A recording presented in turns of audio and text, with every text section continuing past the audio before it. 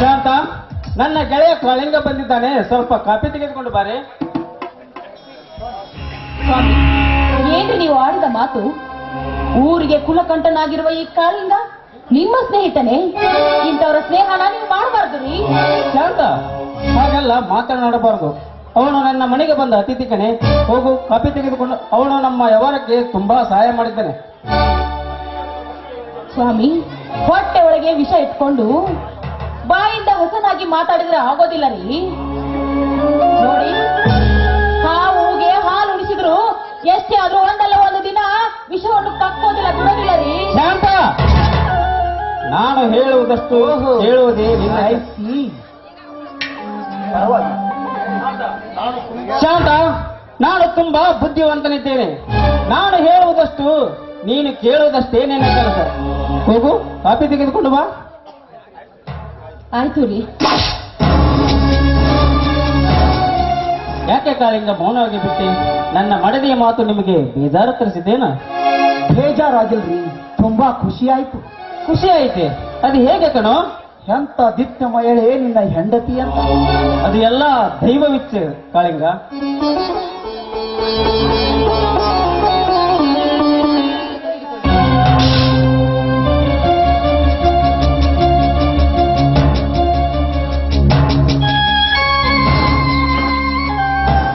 ಶಾಂತ, ನಾನು ಸ್ವಲ್ಪ ತಾಲೂಕು ಆಫೀಸ್ ಕಡೆಗೆ ಹೋಗಿ ಬರುತ್ತೇನೆ.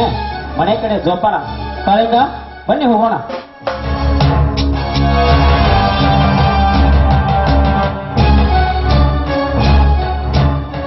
ಈ ತಂದೆ ಮೂರ್ನಾಳೇಶ್ವರ, ಇದು ಎಂತ ಸ್ನೇಹ ಸಂಬಂಧ ಬೆಳೆಯಿತು ನನ್ನ ಗಂಡನಲ್ಲಿ.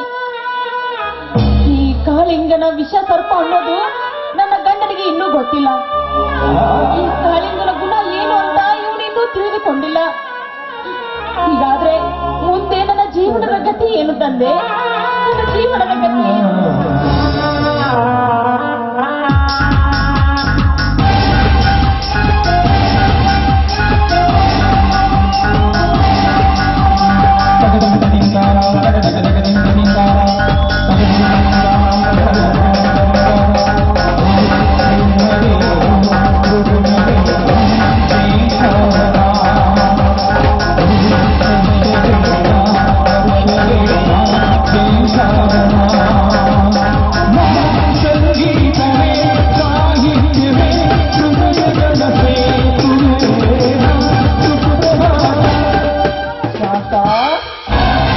ನೀನೆಷ್ಟು ದುಃಖಿಸಿ ಕಂಬನಿ ಮಿಡಿದರೂ ಬ್ರಹ್ಮ ಬರಹ ಬದಲಾಗುವುದಿಲ್ಲ ಕಣೆ. ಈಗ ನೀನು ನನ್ನ ಕಣ್ತುಂಬಿ ಒಮ್ಮೆ ನೋಡು. ನಿನಗೆ ಬಂದ ದುಃಖ ಬದಲಾದರೂ ಬದಲಾಗಬಹುದು. ನೀಚ, ನೀನ್ಯಾಕೋ ಇಲ್ಲಿಗೆ ಬಂದೆ?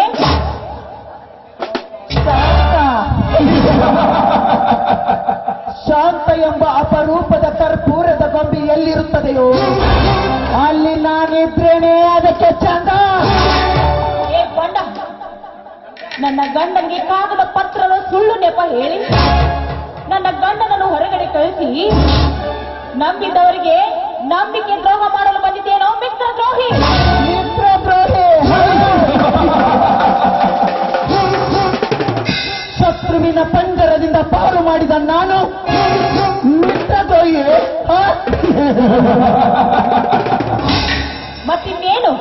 ಯಾರು ಇಲ್ಲದ ಸಮಯ ಸಾಧಿಸಿ ಒಂದು ಹೆಣ್ಣಿನ ಮುಂದೆ, ಅವನಿರುವ ಹೆಣ್ಣಿನ ಮುಂದೆ ಈ ರೀತಿ ಮುಜುಗರಿಗೆ ಮಾತಾಡ್ತೀಯಲ್ಲ? ಹೆಣ್ಣಿನ ರೂಪಕ್ಕೆ ಮರಳಾಗಿ ಮಾತನಾಡುವ ನೀನು ಒಬ್ಬ ಕಳ್ಳ ಕಾಕರನೇ ಇರಬೇಕು.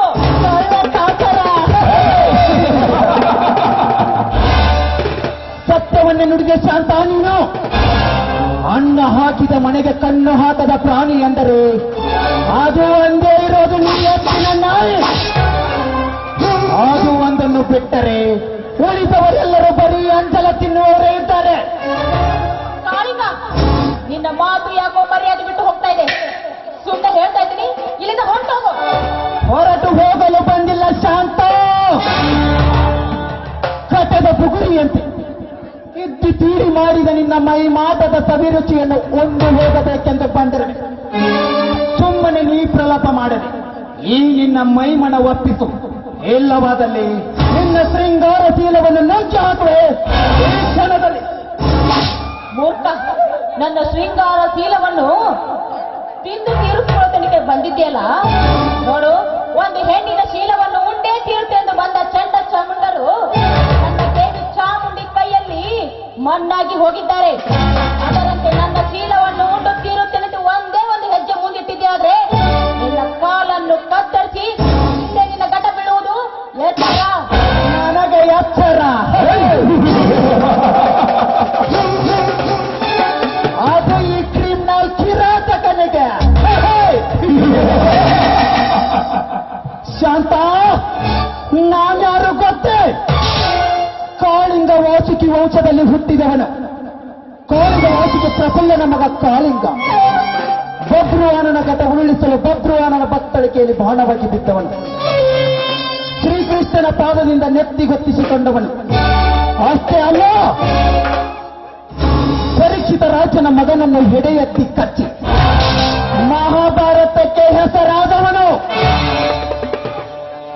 ಇನ್ನು ಹೆಚ್ಚಾಗಿ ಹೇಳಬೇಕೆಂದರೆ ಆದಿಶೇಷನಾಗಿ ಇಡೀ ಸೃಷ್ಟಿಯನ್ನು ತನ್ನ ಹೆಳೆಯಲ್ಲಿ ಹೊತ್ತು ನಿಂತವನು. ಇನ್ನು ಬೇಕೋ ಸಾಕೋ ಈ ಕಾಳಿಂಗನ ವಂಶದ ಕಥೆ. ಗೊತ್ತು ಕಣೆ, ನಿನ್ನಂತ ಕಾಳಿಂಗ ಅಂತ ಹೆಸರು ಇಟ್ಟುಕೊಂಡಿರುವವರ ಸಾಹಸ ಏನು ಅಂತ ನನಗೂ ಚೆನ್ನಾಗಿ ಗೊತ್ತು. ರಾಮಾಯಣದಲ್ಲಿ ರಾವಣನ ಮಗ ರಾಮ ಲಕ್ಷ್ಮಣರನ್ನು ಸರ್ಪಶಸ್ತ್ರದಿಂದ ಬಂಧಿಸಿದಾಗ ಆ ನನ್ನ ದೇವ ಗರುಡ ರಾಜ ನಿನ್ನನ್ನು ಎತ್ತಿಕೊಂಡು ಆಕಾಶದ ಎತ್ತರ ಹಾರಿದ್ದನ್ನು ನೆನಪಿರುವೇನೋ? ಸುಮ್ಮನೆ ಹೇಳ್ತಾ ಇದ್ದೀನಿ, ಮೊದಲು ಇಲ್ಲಿಂದ ಕಾಲು ಕೇಳು. ಅದು ಎಂದಿಗೂ ಸಾಧ್ಯವಿಲ್ಲ.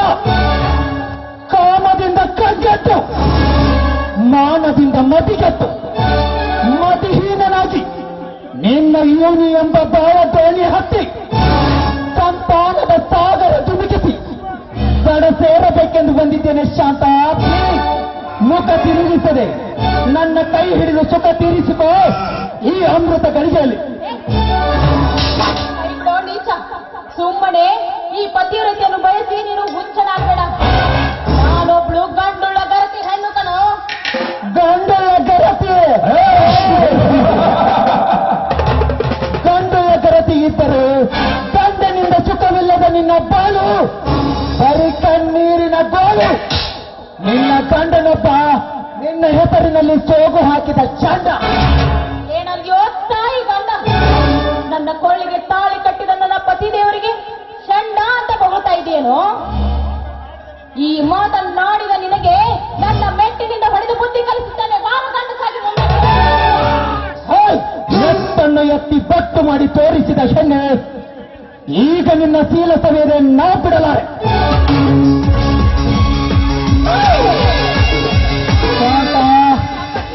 ಇದೆ, ಈಗ ಸ್ವೀಕರಿಸು ಈ ಕಾಳಿಂಗನ ಚಾಲೆಂಜ್ ಅನ್ನು. ಶಾಂತ,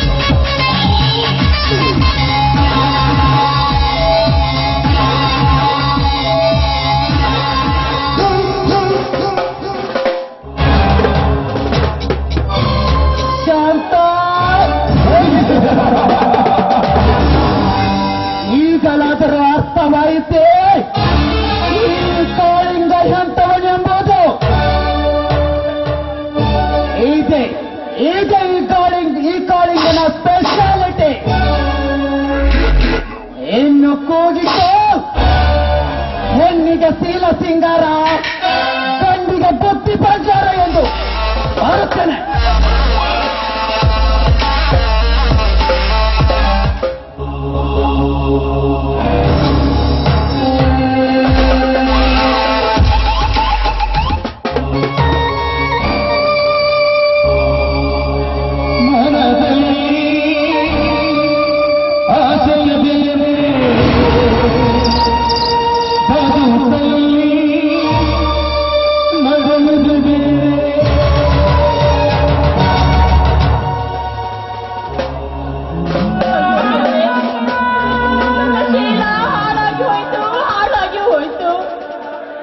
ಹೆಣ್ಣಿಗೆ ಶೀಲ ಸಿಂಗಾರ, ಗಂಡಿಗೆ ಬುದ್ಧಿ ಬಂಗಾರ ಅಂತ ಹೇಳ್ತಾ ಇದ್ರು ನನಗೆ ಎಂತವರು.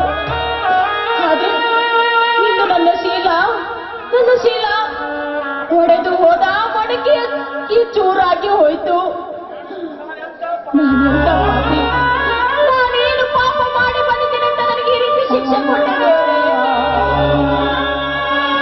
ಅಮ್ಮ, ನನ್ನ ತಾಯಿ ಗಂಗಮ್ಮ ಹೆಣ್ಣಿಗೆ ಶೀಲ ಸಿಂಗಾರ ಅಂತ ಬೆಲೆ ಕೊಟ್ಟು ನಿನ್ನ ಪ್ರಾಣವನ್ನೇ ಬಿಟ್ಟೆಲೆ ತಾಯಿ. ಆದ್ರೆ ಇಂದು ನಿನ್ನ ಮಗಳಿಗೆ ಇಂಥ ಗತಿ ಬಂದಿತ್ತು. ಗಂಗಮ್ಮ, ನನ್ನನ್ನು ಎಂತ ವಿಷಮ ಗಳಿಗೆಯಲ್ಲಿ ಹುಟ್ಟಿಸಿದೆಯಮ್ಮ ಈ ಪಾಪಿಯನ್ನು. ನನ್ನ ಗಂಡನ ಮಾನ ಮರ್ಯಾದೆ ಕಾಪಾಡಬೇಕು ಅಂತ ನನ್ನ ಗಂಡನಲ್ಲಿ ಪುರುಷತ್ವ ಇಲ್ಲದೆ ಹೋದ್ರು 10 ವರ್ಷ ಅದು ಯಾವುದನ್ನು ನನ್ನ ತಲೆಗೆ ಹಾಕಿಕೊಳ್ಳದೆ ನನ್ನ ಜೀವನವನ್ನು ಸಾಗಿಸ್ತಾ ಬಂದಿರೋಳು ನಾನು.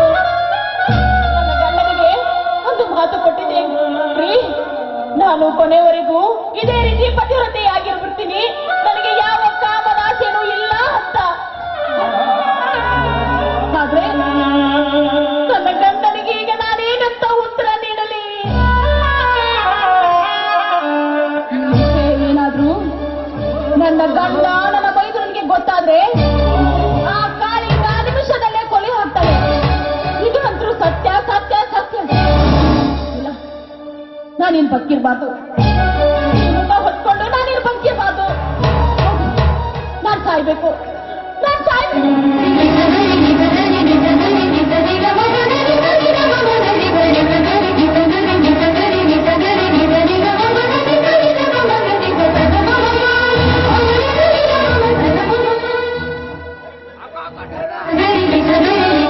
ಹೊತ್ತಿಗೆ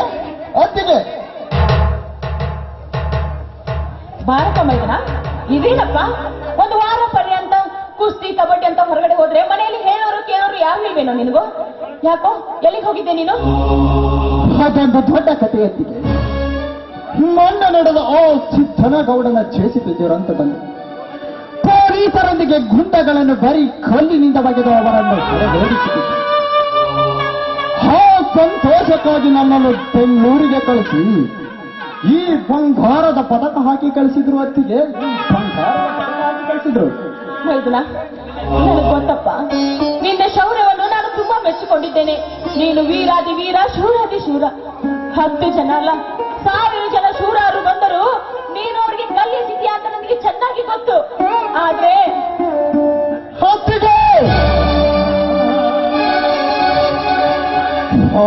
ಎಂಬ ಅಪಸ್ವರದ ಮಾತಿಗೆ ಹಾಗೆ ನಿನ್ನ ಕಣ್ಣಲ್ಲಿ ನೀರು. ಯಾರಾದರೂ ನಿನಗೆ ಯಾರಿಂದರಾದರೂ ತೊಂದರೆಯಾಗಿದೆ ಅಂತ ಹಾಗಿದ್ದರೆ ಹೇಳು, ಅವರನ್ನು ಈಗಲೇ ಹೋಗಿ ಧರಧರನೆ ಗೆಳೆದುಕೊಂಡು ಈ ನಿನ್ನ ಪವಿತ್ರ ಪಾದದ ಮೇಲೆ ಕಳೆದು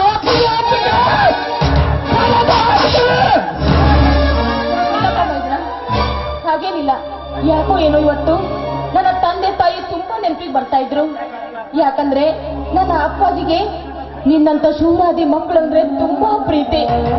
ಅದಕ್ಕೆ ಅವರು ನೆನೆಸ್ತಾ ಇದ್ದೆ, ಅಷ್ಟರಲ್ಲಿ ಕಣ್ಣೀರ್ ಬಂತಪ್ಪ.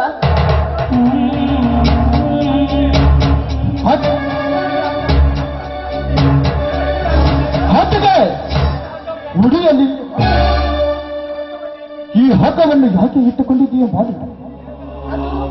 ಅದು ಮೈದುನ ಏನೂ ಇಲ್ಲಪ್ಪ, ಮನೆಯಲ್ಲಿ ಕಟ್ಟಿಗೆ ಇರಲಿಲ್ಲ, ಅದಕ್ಕೆ ನಾನೇ ಕಟ್ಟಿಗೆ ತರಬೇಕು ಅಂತ ಹೊರಟಿದ್ದೆ ಅಷ್ಟೇ. ಅತ್ತಿಗೆಮ್ಮ, ಏನಿದೆಯಮ್ಮ ನೀನು? ದಿನಾನು ಕಟ್ಟಿಗೆ ತರುವವನು ನಾನು. ಇಂದು ನೀನೇಕಮ್ಮ ಹೊರಟಿರುವೆ, ನಾ ಹೋಗಿ ತರ್ತೀನಿ, ಕುಡಿಯಿರಿ.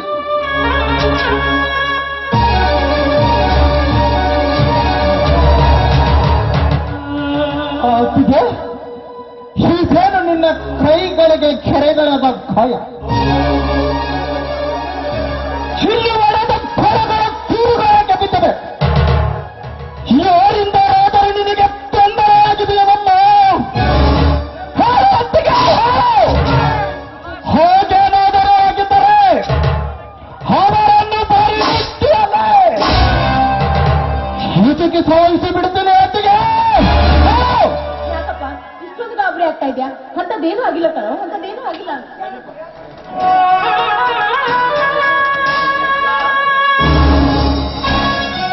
ಅದು ಇದು ಅಂತ ಅದು ಏನೋ ಹತ್ತಿಗೆ ಮೈದನರು ಕುಸು ಕುಸು ಮಾತನಾಡುತ್ತಿದ್ದೀರಲ್ಲ.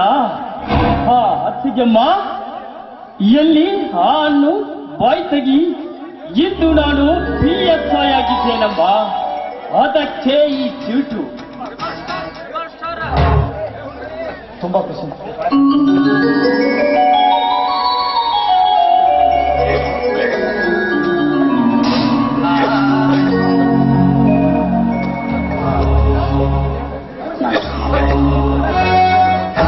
ತುಂಬಾ ಖುಷಿನಾ?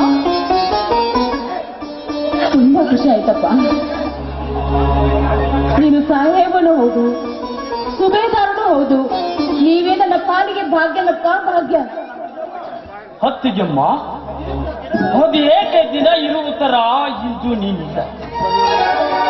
ಅದೇಕೆ ನಿನ್ನ ಮಗ ಸಪ್ಪಗಿದೆ? ಕೂದಲು ಒಂದು ತರ ಬಾಚಿರಿವೆ, ನಿನ್ನ ತಳಿನು ಒಂದು ತರ ಬಿದೆ. ಏಕಮ್ಮ, ಈಗ ಯಾವ ನಿನ್ನ ಚಿಂತೆ? ಹೌದು ಅತ್ತಿಗೆ, ನಾನು ಬಂಧಾಗಿನಿಂದ ಯೋಚಿಸುತ್ತಿರುವೆ. ನಿನ್ನ ಕೈಯಲ್ಲಿ ಬಳೆಯಿಲ್ಲ, ತಲೆಯಲ್ಲಿ ಬಾಚಿದ ಎಳೆಯಿಲ್ಲ. ಹಾಗಾವ ನಿನ್ನ ಮುಸುಕಿನ ಮಳೆ ಇದು. ಹೇಳುತ್ತದೆ, ಹೇಳು. ಹಾಗೇನಾದರೂ ನಿನಗೆ ಯಾರಿಂದಲಾದರೂ ತೊಂದರೆಯಾಗಿದೆಯಾ? ಹೇಳು ಅತ್ತಿಗೆ, ಹೇಳು. ಹೌದು ಅತ್ತಿಗೆ, ಹೌದು. ನಿನ್ನ ಹೆತ್ತ ಮಕ್ಕಳಂತೆ ಹುಲಿಯಾಗಿ ನಿಂತ ನಾವಿದ್ದೇವೆ. ಹಾಗೇನಾದರೂ ಯಾರಿಂದಾದರೂ ಏನಾದರೂ ದುರಂತ ಸಂಭವಿಸಿದ್ದರು ಅವರನ್ನೇ ಕಥನೆ ಕುದಿಯುತ್ತಿರುವ ಆ ಕಲ್ಪಾಗ್ನೆಯ ರಥದಲ್ಲಿ ಅವರನ್ನು ಕಥೆದು ಹಾಕಿಬಿಡ್ತೇವೆ. ಸತ್ಯವಾಗಿ ಈ ಮಾತನ್ನು ಕೊಡ್ತೀರೇನಪ್ಪ? ಹೇಗೆ ಅತ್ತಿಗೆ? ಅನುಮಾನವೇನ ಅತ್ತಿಗೆ? ನಿನಗೆ ಅನುಮಾನವೇನ? ನನ್ನ ರಾಜ್ಯ ದೇವಶ್ರೀ ನವರತೇಶ್ವರನ ಸಾಕ್ಷಿಯಾಗಿ, ಹೆಚ್ಚಾಗಿ ನನ್ನ ಗುರು ಮೂರ್ನಾಳೇಶ್ವರ ಸಾಕ್ಷಿಯಾಗಿ ಹೇಳಿ ಮಾತು ಕೊಡ್ತೀನಿ ಅತ್ತಿಗೆ. ಈ ನಿಂತ ನೆಲದ ಮೇಲೆ ಗಾಳಿಯ ಮೇಲಾನೆ ಹೀಗಿಸುವ ಸೂರ್ಯನ ಮೇಲೆ ಆಣೆ ಮಾಡಿ ಹೇಳ್ತೀನಿ ಅತ್ತಿಗೆ. ಹೇಳೋದೇನಂತ? ಹೇಳುವತ್ತಿಗೆ ಅದು ಏಕೆ ಈ ನಿನ್ನ ಮೌನ? ನೋಡಪ್ಪ, ಒಂದನ್ನಲ್ಲ ಮತ್ತೊಂದನ್ನ ನೋಡು, ಆ ಕಾಲವೇ ಉತ್ತರ ಕೊಡುತ್ತೆ. ನೋಡು, ಈಗ ಈ ಕೈಯಲ್ಲಿ ಬಳೆ ಹೊಡೆದಿದೆ ಅಂತ ನೀವು ತುಂಬಾ ಗಾಬರಿ ಆಗ್ಬೇಡಿ. ಅದು ಏನಾಯ್ತು ಅಂದ್ರೆ, ನೆಲವಿನ ಮೇಲೆ ಹಾಲಿಟ್ಟಿದ್ದೆ. ಆ ಹಾಲನ್ನ ಬೆಕ್ಕು ಕೆಡುತ್ತಾ ಇತ್ತು. ಅದನ್ನ ಉಷ್ಟಂತೆ ಹೊಡಿಬೇಕು ಅಂತ ಹೋದೆ, ಕೈ ಜಾರಿ ಹಾಲು ಕೆಳಗ್ ಬಿತ್ತು, ನಾನು ಬಿದ್ದೆ. ಅದಕ್ಕೆ ಬಳೆ ಎಲ್ಲ ಹೊಡೆದೋಗಿದ್ದೀವಪ್ಪ, ಅಷ್ಟೇ, ಮತ್ತಾಗಿಲ್ಲ. ಹಾ ಅತ್ತಿಗೆಮ್ಮ, ಹೇಳಿದ್ದೀಯಮ್ಮ ನೀನು. ಆ ಉತ್ತರ ಬೆಕ್ಕು ಅಂತಿ, ಈ ಉತ್ತರ ಇನ್ನೊಂದೇ ಅಂತಿ. ಹೀಗೇನು ಆಶ್ಚರ್ಯ ಅತ್ತಿಗೆ? ಏನಮ್ಮ ನಿನ್ನ ಹುಡುಗಾಟ? ಇಲ್ಲಿ ನಡೆಯವ್ವ, ಒಟ್ಟಿ ಹಸದೈತಿ ಊಟ ಕಡನೆ.